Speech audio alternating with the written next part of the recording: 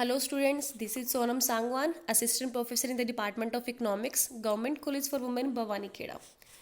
I'm here back with the new video on purchasing power parity of theory of exchange rate determination. जैसे कि last video में हमने mint parity theory of exchange rate determination को discuss किया था. Basically तीन theory है exchange rate को डिटरमाइन करने के regarding. Mint parity theory of exchange rate determination जो कि गोल्ड स्टैंडर्ड इरा के अंदर प्रीवलेंट थी. Next is purchasing power parity theory of exchange determination जो पेपर करेंसी सिस्टम था, inconvertible paper currency system जिसके अंदर करेंसी को हम गोल्ड में इन कन्वर्टेबल नहीं थी, उस टाइम के अंदर जो थ्योरी प्रिविलेंट थी purchasing power parity theory of exchange determination. And third one is balance of payment theory of exchange determination. So today we will discuss about purchasing power parity theory of exchange determination. So purchasing power parity theory is said to be have originally formulated by Wheatley in 1802 and later by Blake in 1810. 1802 के अंदर व्हीटले ने originally इसको formulate किया था और बाद में इसको रीफॉर्मुलेट किया था, मॉडिफाई किया था विलियम ब्लेक ने 1810 के अंदर. But the credit for presenting this theory in a more organized manner, in a more scientific way, goes to a Swedish economist Gustav Kessel, who reformulated this theory and developed the concept of an equilibrium rate of exchange in 1920. So according to this theory, the purchasing power parity theory of exchange determination states that the exchange rate between any two currencies equals the ratio of their price level. कि अगर कोई ऐसे हम according to this theory जो भी countries जिसके अंदर इनकन्वर्टेबल paper currency system है, तो उन कंट्रीज में जो रेट ऑफ एक्सचेंज है that is determined by the ratio of their mutual price levels. उनका जो प्राइस लेवल है उनके रेशियो के इक्वल विनिमय दर एक्सचेंज रेट का डिटर्मिनेशन होता है. And it is the purchasing power parity of the currencies. It is the purchasing power parity of the currencies of these country that constitute the base for determining the rate of exchange between them. यानी कि the rate of exchange between any two currencies determined by their purchasing power. उनकी क्रय शक्ति क्या है, उनकी currency है, अगर हमारी करेंसी इंडियन करेंसी रुपये, तो रुपये की क्रय शक्ति क्या है, डॉलर की क्रय शक्ति क्या है, तो उनकी जो परचेजिंग पावर होगी इन द रिस्पेक्टिव तो उन परचेजिंग पावर के बेसिस पे जो रेट ऑफ एक्सचेंज डिटरमाइन होगी. That's why this theory is called the purchasing power parity theory of the rate of exchange. For example, अगर सेम कलेक्शन ऑफ गुड्स, कोई भी मान लो फॉर एग्जांपल गेहूं है, अगर अमेरिका में $1 से इतना गेहूं जितना भी मान लो कि $1 से 10 kg गेहूं आता है, सेम उतना ही अमाउंट का गेहूं अगर इंडिया में 25 रुपीज़ से आता है, तो जो रेट ऑफ एक्सचेंज वो डिटरमाइन होगी $1 इज इक्वल टू 25 रुपीज़. ठीक है, अगर क्योंकि सेम कलेक्शन ऑफ गुड खरीदने के लिए अमेरिका में कितनी करेंसी की जरूरत है एज कम्पेयर टू इंडिया. अगर अमेरिका में मान लो फॉर एग्जांपल $1 की जरूरत है सेम कलेक्शन ऑफ गुड खरीदने के लिए, सेम बास्केट खरीदने के लिए, इंडिया में सेम उतनी ही चीज़ खरीदने के लिए 25 रुपीज़ की जरूरत पड़ेगी. तो जो रेट ऑफ एक्सचेंज है उनकी जो परचेजिंग पावर है करेंसीज की, डॉलर की परचेजिंग पावर और रुपए की परचेजिंग पावर, उनके बेसिस पे जो विनिमय दर का निर्धारण होगा. यानी $1 इज इक्वल टू 25 रुपीज़, कि उतना ही $1 की क्रय शक्ति भी वही है और 25 रुपीज़ की जो परचेजिंग पावर है वो भी सेम है. तो उनकी इक्वालिटी के बेसिस के ऊपर जो विनिमय दर है उसका निर्धारण होगा.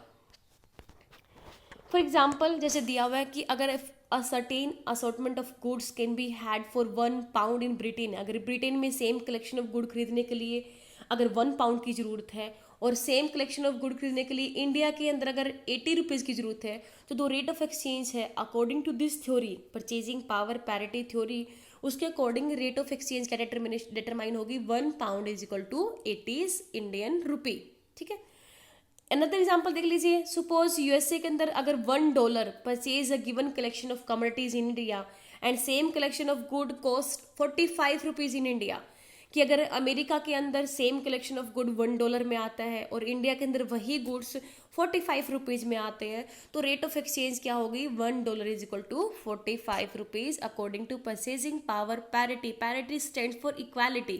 ठीक है, purchasing power parity theory of exchange rate determination.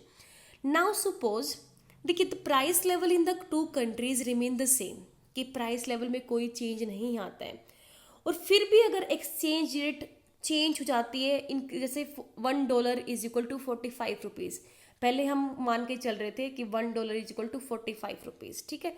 ये सारा बेसिस था परचेजिंग पावर के ऊपर, प्राइस लेवल के ऊपर, ठीक है। प्राइस अब हम मान के चल रहे हैं कि प्राइस लेवल सेम रहता है। प्राइस लेवल ना तो अमेरिका में चेंज होता है ना ही इंडिया में चेंज होता है, ठीक है। अगर फिर भी एक्सचेंज रेट मूव कर जाती है $1 is equal to 46 rupees, in that case क्या सिचुएशन वहाँ पे अराइज हो सकती है, जैसे कि this means that $1 can purchase commodities worth more than 45 rupees, ठीक है। कि पहले $1 था 45 रुपीज़ के इक्वल, अब आ रहा है $1 is equal to 46 rupees. It means कि अब $1 से 45 रुपीज़ से ज़्यादा चीज़ें हम खरीद सकते हैं, क्योंकि उसकी वैल्यू अब बढ़ गई है, that is $1 is equal to 46 rupees.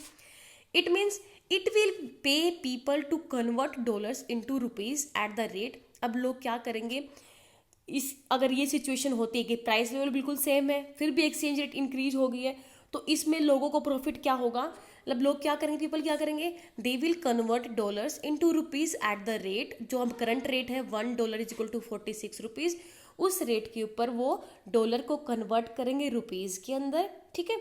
और सेम कलेक्शन ऑफ जो कमोडिटी है वो इंडिया के अंदर खरीदेंगे 45 रुपीज़ के अंदर, क्योंकि वो प्राइस लेवल तो चेंज हुआ ही नहीं है।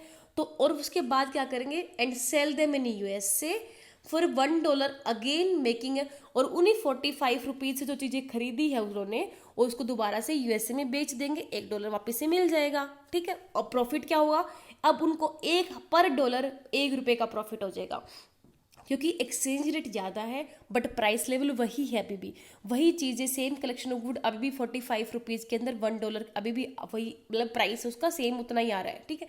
लेकिन एक्सचेंज रेट इंक्रीज हो गई है, तो अब लोगों को प्रॉफिट हो सकता है कैसे, कि वो $1 के बदले में 46 रुपये मिल जाएंगे उनको। अब उनमें से 46 रुपये में से 45 का वो जो भी कलेक्शन ऑफ गुड्स है उसको खरीदेंगे, और 45 $1 बच गया उनका। अब 45 का जो कलेक्शन ऑफ गुड खरीदा था सेम उसको वो वापस से USA के अंदर सेल कर देंगे, वापस से उसको बदले में उनको $1 मिल जाएगा, क्योंकि वहाँ पे भी प्राइस लेवल सेम है। तो उनको $1 बेचने के बाद $1 के बदले में $1 भी मिल गया, और प्लस उनके पास जो $1 था वो एक्स्ट्रा उनके पास प्रॉफिट के रूप में आ गया, ठीक है। तो मेकिंग अ प्रॉफिट ऑफ $1 पर डॉलर वर्थ ऑफ ट्रांजेक्शन, कि $1 पे $1 उन्होंने प्रॉफिट कमा लिया। This will create a large demand for rupees in USA। इससे क्या होगा, USA के अंदर रुपए की डिमांड इंक्रीज हो जाएगी, while supply there of will be less because very few people would export commodities from USA to India. लेकिन उतनी सप्लाई रुपए की नहीं हो पाएगी, क्योंकि बहुत ही जो एक्सपोर्ट है USA से टू इंडिया वो बहुत कम हो जाएगा, ठीक है। इससे क्या होगा, value of rupee in terms of dollar, की वैल्यू रुपए की वैल्यू है इन टर्म्स ऑफ डॉलर, वो इंक्रीज हो जाएगी due to its high demand and less supply, क्योंकि डिमांड उसकी ज़्यादा है USA के अंदर, सप्लाई उसकी कम है। उस केस में क्या होगा, अपने ऑटोमेटिकली जो एक्सचेंज रेट है वो मूव कर जाएगी, नहीं रुपए की वैल्यू ऑटोमेटिकली बढ़ जाएगी। रुपए की वैल्यू बढ़ने का मतलब अब एक्सचेंज जो डॉलर की वैल्यू है वो कम हो जाएगी, यानी पहले $1 इज इक्वल टू 46 रुपीज़ है, वो वापिस से कहाँ पे आ जाएगा, $1 is equal to 45 rupees. At that point imports from India will not give abnormal profit, जो अभी हो रहा था। इस यहाँ पे सिचुएशन थी कि $1 46 रुपीज़ के इक्वल था, तो यहाँ पे लोग क्या कर रहे थे, 45 रुपीज़ में इंपोर्ट कर रहे थे और उसको वापस से US में सेल कर रहे थे एक्सचेंज रेट पे, और वापस $1 गेन कर रहे थे, उस पर $1 उसको प्रॉफिट मिल रहा था, क्योंकि एक्सचेंज रेट क्या थी, $1 इज इक्वल टू 46 रुपये। तो वो चीज़ें अब पॉसिबल नहीं होंगी, क्योंकि दोबारा एक्सचेंज रेट कहाँ पे आ गई है, दोबारा से $1 is equal to 45 rupees equal to their mutual price levels, ठीक है। So $1 is equal to 45 rupees called the purchasing power parity between the two countries, between the two currencies. Clear? Thus, while the value of the unit of one currency in terms of another currency is determined at any particular time by the market conditions of demand and supply, in the long run the exchange rate is determined by the relative values of the two currencies as indicated by their respective purchasing power or goods and services। मतलब कि जो rate of exchange है that tend to rates rest at the point which expresses the equality between the respective purchasing power of two currency, and this point is called purchasing power parity। कि जहाँ पे भी दोनों currencies की जो respective purchasing power है जहाँ पे भी इक्वल हो जाती है, इक्वालिटी आती है, वहीं पे उनकी जो एक्सचेंज रेट है दोनों करेंसीज के बीच में डिटरमाइन हो जाती है, और इस पॉइंट को हम कहेंगे purchasing power parity. Thus, under a system of autonomous paper standards, the external value of a currency is said to be depend or ultimately on the domestic purchasing power of that currency relative to that of another currency. ठीक है? In other words, exchange rates under such a system tend to be determined by the relative purchasing power parities of different currencies in different countries. In the जो हमने example पढ़ा, if prices in India get double, for example अगर मान लेते हैं कि India के अंदर प्राइसेस डबल हो जाते हैं तो वैल्यू ऑफ रुपी है वो एग्जैक्टली प्रोपोर्शनली उसकी आधी हो जाएगी। इट मीन्स यानी अब पहले 1 रुपये में अगर कोई कलेक्शन ऑफ गुड्स आ रहा था, मतलब मान लो कि 1 रुपये के अंदर या 45 रुपीज़ में 1 kg अगर गेहूँ आ रहा है, अब प्राइसेस डबल हो गए। इट मीन्स जो रुपये की वैल्यू थी अब बिल्कुल उसकी आधी होगी, अब वो चीज़ें 90 रुपीज़ में आएगी। ठीक है, प्राइसेस डबल होने का मतलब यानी न्यू पैरिटी विल भी क्या होगी अब उस केस में $1 इज इक्वल टू 90 रुपीज़। पहले था $1 इज इक्वल टू 45 रुपीज़। अब इंडिया के अंदर हमने कहा कि प्राइसेस डबल हो गए हैं। इट मीन्स रुपए की वैल्यू, उसकी जो वैल्यू ऑफ मनी है, जो क्वांटिटी वैल्यू ऑफ मनी होगी वो प्राइस की बिल्कुल रिवर्स होती है। प्राइस डबल होना, इट मीन्स प्राइस डबल होने का मतलब कि वैल्यू ऑफ मनी है वो value of money is equal to 1/p। अगर प्राइस डबल हो जाएंगे तो it means value of money 1/2, इसकी बिल्कुल आधी हो जाएगी। ठीक है, तो इस केस में new parity will be $1 is equal to 90 rupees. पहले 45 था, अब 90 होगा। This is because now 90 rupees will buy the same collection of commodities in India which 45 rupees did before। यानी जो same collection of goods India में पहले 45 rupees में आ रहा था अब वो 90 रुपये में आ रहा है। ठीक है, we suppose that prices in US से रिमेन, हमने यही कि प्राइसेस में जो चेंज हुआ सिर्फ इंडिया में हुआ है, दैट इज़ कि प्राइसेस डबल हो गए हैं। यूएसए के अंदर प्राइसेस बिल्कुल सेम है। But if prices in both countries get double, there will be no change in the parity, there will be no change in the exchange rate। अगर दोनों ही कंट्रीज के अंदर प्राइसेस डबल हो जाएंगे तो दोनों में फिर पैरिटी में कोई भी चेंज नहीं होगा, अल्टीमेटली दोनों ही चेंज हो रहे हैं। ठीक है, तो this is purchasing power parity theory. अब इस थ्योरी के 2 वर्जन यूज हुए हैं। This theory has 2 versions. First the absolute version, absolute purchasing power parity theory, and second the relative purchasing power parity theory। इन दोनों को हम डिस्कस करेंगे further slides के अंदर। फर्स्ट हम करते हैं discuss absolute purchasing power parity theory। अब इसमें क्या है, according to the absolute version of purchasing power parity theory, the equilibrium exchange rate is determined in terms of the ratio of the absolute price level। absolute and relative 2 terms use होंगे यहाँ पे। तो absolute price level in 2 countries, the exchange rate under this version of the purchasing power parity theory is given as exchange rate is equal to PA/PB। अगर हम मान लें यहाँ पे फॉर सपोज 2 कंट्री हम लेके चल रहे हैं A एंड B, तो A के अंदर प्राइस लेवल क्या होगा, that is PA, PB is price level in the country B। So E are the exchange rate, PA is the price level in country A, PB is the price level in country B, and exchange rate is equal to PA/PB, यानी the ratio of the absolute price level in 2 currencies। ठीक है, for example if a basket of goods can be bought in India for 100 rupees, अगर एक basket of goods कुछ भी हो सकता है उसके अंदर, अगर इंडिया के अंदर वो 100 रुपीज़ में आती है और इन US इज़ फॉर $2, अगर US में $2 में आती है तो उस केस में exchange rate between the Indian rupee and $, will be determined as price level of country A divide by price level of country B, यानी 100/2 is equal to $51 is equal to 50 rupees. तो ये exchange rate determine हो जाएगी on the basis of price level. तो this is the absolute purchasing power parity theory. अब इसमें assumptions क्या लेके चलते हैं हम कि देयर आर नॉट, कोई ट्रांसपोर्टेशन कॉस्ट नहीं है क्योंकि उससे फिर थोड़ा प्राइस लेवल में कॉस्ट में डिफरेंसेस आ जाएंगे। ट्रांसपोर्टेशन कॉस्ट नहीं है, ना ही इंपोर्ट्स के ऊपर कोई टैरिफ है, ना ही एक्सपोर्ट्स को कोई सब्सिडीज प्रोवाइड करती है बाई गवर्नमेंट के द्वारा, and there is free trade between the nations. तो ये इसके अजम्पशंस रहेंगी एब्सोल्यूट वर्जन की। Criticism, it ignores the effect of transportation, क्योंकि हमने एजम्पशन में मान के चले कि कोई ट्रांसपोर्टेशन कॉस्ट नहीं है, फ्री ट्रेड है, ना ही इम्पोर्ट्स के ऊपर टैरिफ एंड रिस्ट्रिक्शंस है, ना एक्सपोर्ट्स को ये ऐसे नहीं कि इंकरेज करने के लिए, इंसेंटिव देने के लिए सब्सिडीज दी गई है गवर्नमेंट के द्वारा, ठीक है। तो it ignores the effect of transportation cost, जो कि फाइनल प्राइस है वो इसको इफेक्ट करता है। ट्रांसपोर्टेशन कॉस्ट ऐड होकर जो फाइनल प्राइस है वो अलग हो जाता है ओरिजिनल प्राइस से, तो ये ट्रांसपोर्टेशन कॉस्ट को इग्नोर करता है। बहुत सारी कंट्रीज होती है जो इम्पोर्ट्स के ऊपर टैरिफ इम्पोज करती हैं और एक्सपोर्ट्स को सब्सिडाइज करती हैं, तो ये सारे फैक्टर भी इसके अंदर इग्नोर किए गए हैं, जो कि अल्टीमेटली जो परचेजिंग पावर को इफेक्ट करते हैं। It takes account only traded goods and services and ignore the price level of non traded goods which are the part and parcel of general price level.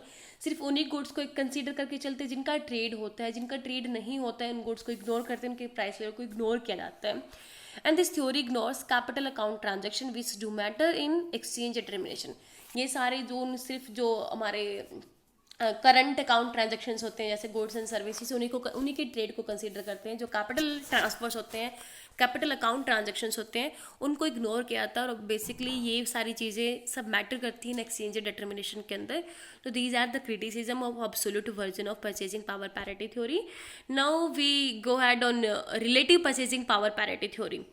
The relative purchasing power parity theory is a modified version of absolute version. एक modified version है absolute version का। इसमें क्या हम price level में जो changes आते हैं उसको भी कंसीडर करके चलते हैं। एब्सोल्यूट वर्जन में क्या था, that is the exchange rate is the equal to the ratio of the mutual price level, कि जो उनका जनरल एब्सोल्यूट प्राइस लेवल है उन्हीं का रेशियो था, दैट इज एब्सोल्यूट वर्जन में। While the absolute version assumes the price level to constant, कि absolute version assume करके चलता है कि प्राइस लेवल कांस्टेंट रहेगा, लेकिन रियलिटी में प्राइस लेवल कांस्टेंट नहीं रहता है। दोनों ही कंट्रीज के अंदर जो प्राइस लेवल है वो जनरल प्राइस लेवल चेंज होता रहता है due to some circumstances. A change in price level is bound to change, और प्राइस लेवल में चेंज होगा तो एक्सचेंज रेट में ऑटोमेटिकली चेंज होगा। जैसे कि हमने लास्ट डिस्कस किया कि अगर इंडिया में प्राइसेस डबल हो जाते हैं, इन केस अगर यूएसए में सेम रहते हैं, तो परचेजिंग पावर जो पैरिटी थी वो भी चेंज होगी। पहले $1 इज इक्वल टू 45 रुपीज़ था, अगर डबल होगा तो $1 इज इक्वल टू 90 रुपये हो गया। The relative purchasing power parity theory gives a measure of the change in the exchange rate under the conditions of change in relative prices, कि जब दोनों कंट्रीज के प्राइसेस में चेंज आता है तो उस केस में एक्सचेंज रेट में चेंज कैसे आएगा, या फिर हम एक्सचेंज रेट को कैसे मेजर करेंगे इन दैट सर्कमस्टांसिस, तो उसको relative purchasing power parity theory है वो उसको बताती है हमें। Relative purchasing power parity theory states that कि relative change in the exchange rate over time is proportional to the change in relative price level over a period of time, कि जो exchange rate के अंदर जो change आता है that is proportional, अनुपातिक होता है to the relative change in price level of the currencies. ये फॉर्मूला यूज होता है relative purchasing power parity theory के लिए, जहाँ पे ERN एंड ER00 हम बेस ईयर को लेके चलते हैं। बेस ईयर का इंडेक्स हम हमेशा जो प्राइस लेवल है वो 100 लेके चलते हैं दोनों ही कंट्रीज के अंदर। और जो करंट ईयर है ये हमारा ERN is the current exchange rate, यानी फिर you can say new exchange rate. ERN is the new exchange rate and ER0 is base year में जो हमारा कोई भी हम एक ईयर अज्यूम करके चल पड़ेंगे जो आधार वर्ष का काम करेगा, that is the exchange rate in year N and ER0 base year है। PAN एंड PA0 दो कंट्री हम कंसिडर करके चल रहे हैं, अगर A और B, तो PAN होगा कि कंट्री A के अंदर जो करंट प्राइस लेवल है वो क्या है, एंड PA0 कि कंट्री के A के अंदर जो बेस ईयर के अंदर प्राइस लेवल था वो क्या था। PBN B कंट्री के अंदर जो करंट प्राइस लेवल है, और PB0 कि B कंट्री के अंदर जो बेस ईयर के अंदर प्राइस लेवल था वो रिस्पेक्टिवली वो चीज़ें क्या थी, तो वो सारा हम यहाँ पे फॉर्मूले के अंदर पुट करेंगे और हम relative purchasing power parity theory को फाइंड आउट कर लेंगे। The basic purpose of the relative purchasing power parity theory is to determine the exchange rate under the conditions of changing price level, कि जब price level change होता है तो उन conditions के अंदर जो इक्विलिब्रियम रेट ऑफ एक्सचेंज है वो कैसे डिटरमाइन होगी। बेसिक पर्पज इस थ्योरी का रिलेटिव वर्जन का यही है। Also the relative PPP theory can be use to measure the change in exchange rate owing to a change in price level. Suppose there are two countries, एक country A है एक B है, उनके respective price level हम जैसे मैंने कहा था कि मान के चलते हैं कि 100 इंडेक्स लेके चलते हैं बेस ईयर में, कि बेस ईयर कोई भी बेस ईयर मान लिया 90 मान लिया, 2000 मान लिया, कि मान लो फॉर एग्जांपल हम 2000 का 2020 से कंपेयर कर रहे हैं या 2021 से कंपेयर कर रहे हैं, तो 2000 हमारा बेस ईयर का काम करेगा, 2021 हमारा करंट ईयर का। तो अब इन 21 सालों में कितना प्राइस लेवल में चेंज हुआ और उसके अकॉर्डिंगली एक्सचेंज रेट में कितना चेंज हुआ वो मेजर करना फॉर एग्जाम्पल, है ना। तो मान लीजिए कि ए और बी दो कंट्री हमारी, तो उसमें बेस ईयर में जो प्राइस लेवल है उसका इंडेक्स मान के चले कि कंट्री ए के अंदर भी PA0 is equal to 100, PB0 is equal to 100. In this case, the exchange rate between the currencies of two countries can be expressed as E exchange rate is equal to, जो हम base year में मान के चल रहे हैं, PA0 by PB0 100 by 100 is equal to 1. यही index था 1. अब कितना चेंज हुआ. Now let the price level in the two countries in the year N can be कोई भी वैल्यू हो सकती है. मान लीजिए कि प्राइस लेवल कंट्री ए के अंदर चेंज हो जाता है 150 और बी के अंदर चेंज हो जाता है 200. कि पहले बेस ईयर के अंदर इनका था ओनली 100 दोनों कंट्रीज के अंदर. अब जो नया हमारा न्यू ईयर है या करंट ईयर है उसमें हमारा जो प्राइस लेवल है कंट्री ए में दैट इज 100 और 150 और कंट्री बी के अंदर 200. In this case, the relative exchange rate in year n between the two currencies can be measured as relative exchange rate in country n is equal to price level in the country A in year n divided by price level in country A in the base year divide by, या you can say multiply अगर करेंगे तो आप इसका reverse जो second part है वो reverse हो जाएगा. Divide by country price level in country B in year N and divide by price level in country B in the base year. यानी 150 ये हो जाएगा 150, ये हमारा 100 है 150 बाई 100 एंड डिवाइड बाई ये 200 था और ये 100 था 200 बाई 100 दैट इज 1.5 बाई 2 यानी 0.75. This shows that the currency in country B has depreciated by 0.25% यानी 25%. This calculation shows that if the price index in country A increases in the year n from 100 to 50, 150 हो गया यानी 50% change हुआ, and the price level in the country B increases from 100 to 200 यानी 100% change हुआ है. ठीक है. So the currency in country B depreciates by 25% in year n due to higher rise in its price level. Price level किसका ज़्यादा change हुआ है? Country B का. यानी जो ज़्यादा कैसे उसकी वैल्यू किसकी कम हुई है अगर कंपेयर करें हम तो कंट्री बी के अंदर जो करेंसी है उसकी वैल्यू ज़्यादा कम हुई है एज कम्पेयर टू कंट्री ए. तो यानी डेप्रिशिएशन इज द कि किसी करेंसी की वैल्यू कम होना. तो कंट्री बी के अंदर जो करेंसी है उसकी जो वैल्यू है दैट इज डेप्रिशिएट होगी कितना 25% यानी 0.75% चेंज इतना उसमें एक्सचेंज रेट के अंदर चेंज आया है. तो 0.25 से चेंज होगी डेप्रिशिएट होगी 25% वो डेप्रिशिएट होगी due to rise in higher in the price level.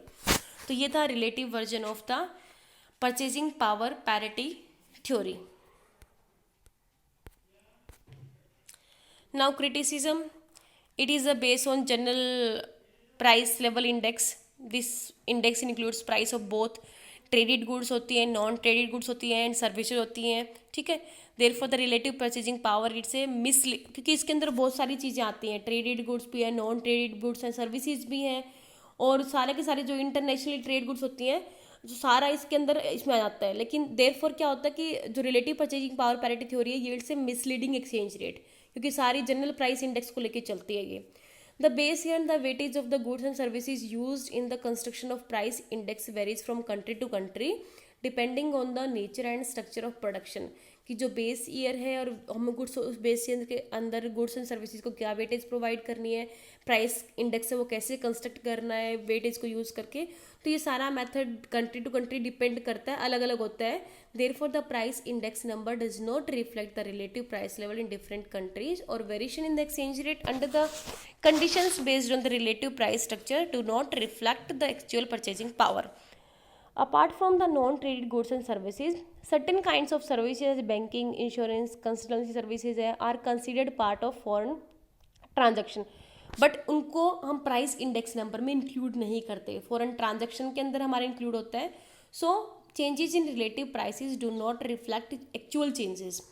A large amount of capital transfer takes place between nations which affect the demand for foreign exchange. Capital transfers भी होते हैं as well as जो भी goods and services के साथ साथ. The change in the demand for foreign exchange does not affect the exchange rate, but this kind of change in exchange rate is not accounted for in the relative purchasing power parity theory, but ये सारे transaction जो होते हैं वो include नहीं किए आते हैं इस थ्योरी के अंदर। तो ये भी क्रिटिसिज्म रहेगी। इम्पोजिशन ऑफ टैरिफ है, सब्सिडीज़ है, ये इन सब से जो परचेजिंग पावर, एक्चुअल जो परचेजिंग पावर होता है उसमें चेंज आता है, बट ये सारे फैक्टर्स अकाउंट कंसिडर नहीं किए जाते हैं। ये चेंज अगर एक्सचेंज रेट में चेंज है वो इलास्टिसिटी के ऊपर भी डिपेंड करता है कि जब हमारा जो फॉरेन एक्सचेंज की डिमांड की इलास्टिसिटी क्या है या हमारे प्रोडक्ट्स की इलास्टिसिटी क्या है। But the theory only recognizes a change in the exchange rate owing to change in relative prices. बस थ्योरी के अंदर सिर्फ प्राइसेज में चेंज आने से एक्सचेंज रेट में कैसे चेंज आएगा यही सब रिफ्लेक्ट किया गया है, नॉट इन जो इलास्टिसिटी में चेंज आता है उसमें कोई उसको कंसिडर नहीं किया गया। And the last is the relative purchasing power parity theory postulates that कि relative commodity prices are the sole determinants of international transaction and that a change in the relative prices is the sole determinant of exchange rate। कि जो prices में change आते हैं relative prices में, that is the only determinant of international transaction and that is the only determinant of exchange rate change। but in reality क्या होता है कि exchange rate में change नॉट ओनली कि प्राइसेज में चेंज आए उसकी वजह से आ सकते हैं, बट जो बैलेंस ऑफ पेमेंट में जो डिसइक्विलिब्रियम आता है due to capital transfers, service payments and income में चेंज आने की वजह से, तो उस वजह से भी एक्सचेंज रेट में चेंजेस आते हैं। So this is unreliable base होते हैं, वो सारे कैपिटल मूवमेंट्स को इग्नोर करती है, इलास्टिसिटी ऑफ रेसिप्रोकल डिमांड उसको मूवमेंट उसको इग्नोर करती है, ठीक है। तो बहुत और कोई डायरेक्ट रिलेशन नहीं होता प्राइस लेवल और रेट ऑफ एक्सचेंज के अंदर, तो it is wrong to conclude कि there is direct relation between price level and rate of exchange, कि कोई भी चेंज होगा प्राइस लेवल में तो वो परचेजिंग पावर पैरिटी को अफेक्ट करेगा, ठीक है। तो ये सारे हमारे क्रिटिसिजम्स रहेंगे और ट्रेड साइकिल्स को भी इग्नोर करते हैं ये थ्योरी। तो these are the criticism of relative versions of purchasing power parity theory. Thank you.